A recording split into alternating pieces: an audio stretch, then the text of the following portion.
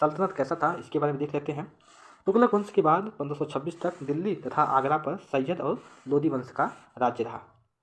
तब तक जौनपुर, बंगाल, मालवा, गुजरात, राजस्थान और पूरे दक्षिण भारत में स्वतंत्र शासक जो थे वो उठ खड़े हुए थे।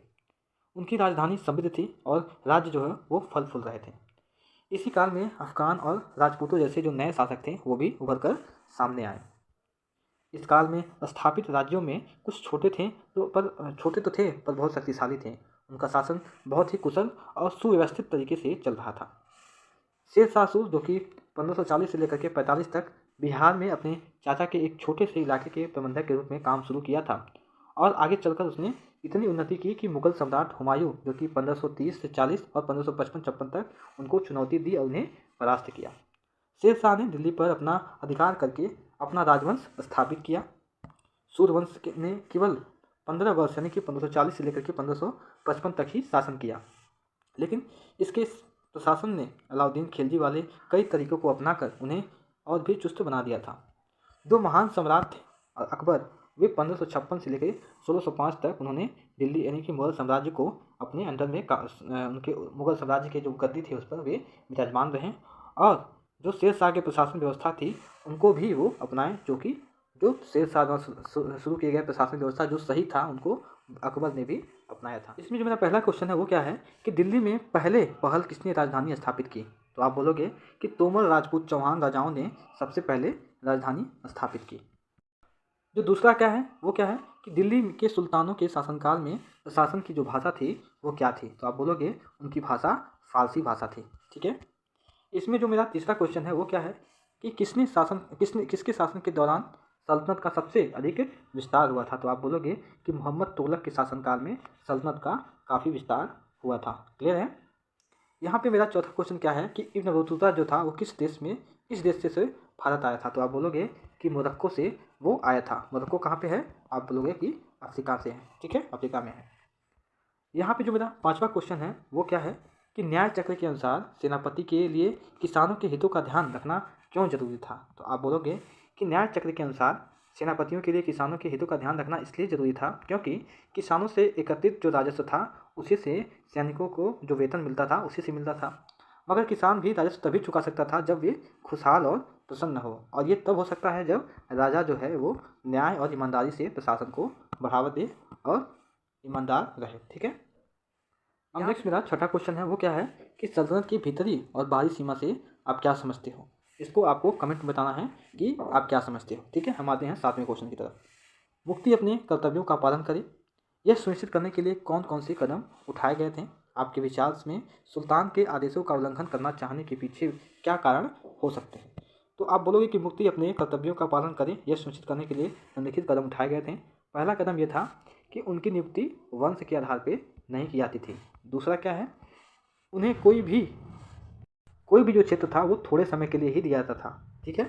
और तीसरा क्या हो सकता है कि मुफ्ती लोगों का समय समय पर ट्रांसफ़र होता था। ठीक है, एक ही स्थान पर वे लोग नहीं रहते थे। अगर हम चौथे की बात करें तो वो क्या था कि मुफ्ती लोगों द्वारा एकत्रित किए गए राजस्व की रकम का हिसाब देने के लिए लेखा जोखा अधिकारी नियुक्त किए जाते थे राजा के द्वारा। अगर हम पाँचवें की बात करें तो ये इस बात का ध्यान रखा जाता था कि मुफ्ती राज्य निर्धारित करती थी कर उसी को वसूले। ठीक है, एक्स्ट्रा कर न वसूले। और जो सैनिक की व्यवस्था थी जो राजा कहते थे उसी हिसाब से वे सैनिक रखते थे। हमने मुफ्ती के बारे में ऊपर चैप्टर में डिटेल से अध्ययन किया हुआ है। ठीक है। यहाँ पे जो मेरा आठवां क्वेश्चन है वो क्या है कि दिल्ली सल्तनत पर मंगोल आक्रमण का क्या प्रभाव पड़ा? तो आप बोलोगे निम्नलिखित जो मंगोल आक्रमण है उसका निम्न प्रभाव पड़ा। पहला क्या हो सकता है कि मंगोल आक्रमण से मजबूर होकर अलाउद्दीन खिलजी और मोहम्मद तुगलक को एक विशाल सेना खड़ी करनी पड़ी। और दूसरा क्या हो जाएगा कि सैनिकों को एकता के स्थान पर अब नगद वेतन देना तय किया गया। तीसरा क्या हो जाएगा कि मोहम्मद बिन तुगलक ने दिल्ली के पुराने शहरों के निवासियों को जो नई राजधानी थी जो कि दौलताबाद वहाँ पे भेज दिया और उन इलाकों पर जहाँ पे लोग रहते थे वहाँ पे सैनिक छावनी बना दी जब उसने आक्रमण किया। अगर हम चौथे की बात करें तो क्या हो सकता है कि अलाउद्दीन खिलजी ने जनता पर और अधिक टैक्स लगा दिया और मोहम्मद तुगलक ने क्या करवाया? मोहम्मद तुगलक ने नए सिक्के चलवाए तांबे के। ठीक है, हमने ऊपर इसके बारे में अध्ययन किया हुआ है डिटेल से। क्लियर है। अगर हम अपने 9वें क्वेश्चन की तरफ आएँ तो यहाँ पे दिया है कि आपकी समझ में तवारीख के लेखक आम जनता के जीवन के बारे में कोई जानकारी देते थे, आपको विचार करना है। तो आप बोलोगे कि वे लोग जो है सबसे पहला क्या करते थे कि तवारीख के लेखक, सचिव, प्रशासक, कवि और दरबारियों जैसे सुशिक्षित व्यक्ति होते थे जो घटनाओं का वर्णन करते थे, और वे लोग करते भी थे। शासकों के प्रशासन संबंधी वे लोग सलाह देते थे, ठीक है, और वे न्याय संगत शासन के महत्व पर बल देते थे। अगर हम दूसरे की बात करें तो वे क्या हो जाएगा कि तवारीख के लेखक नगरों में रहते थे और गांव में शायद ही वे लोग कभी जाते थे, रहते थे, ठीक है। तीसरा क्या हो सकता है, वे अक्सर अपने इतिहास के सुल्तानों के लिए उनसे ढेर सारे इनाम और के लिए उनके इनाम की आशा रखते थे और उनके लिए किताब लिखते थे उनके बारे में, ठीक है।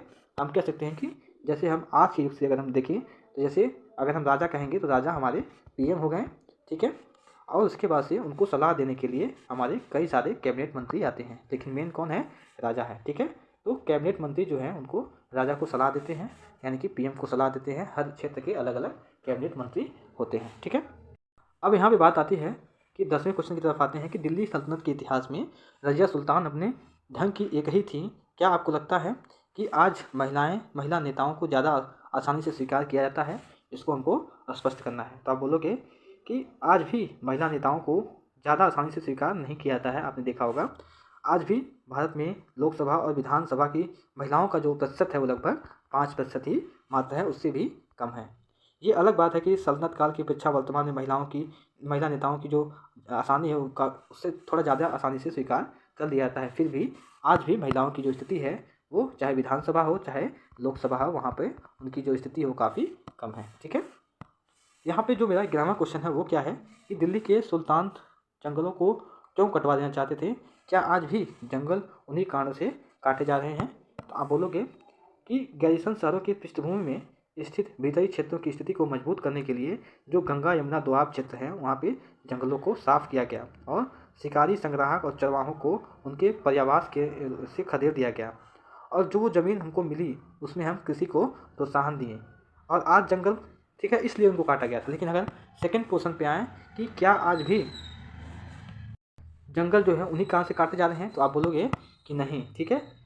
कुछ हद तक सही है कि कृषि भूमि को प्राप्त करना, यानी कि कृषि करना वहाँ पे, इसलिए आवास प्राप्त करने के लिए हो सकता है, ठीक है, आज के समय की बात कर रहा हूँ।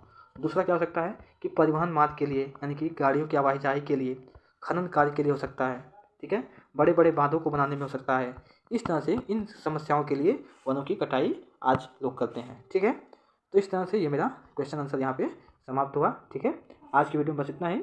Thank you very much.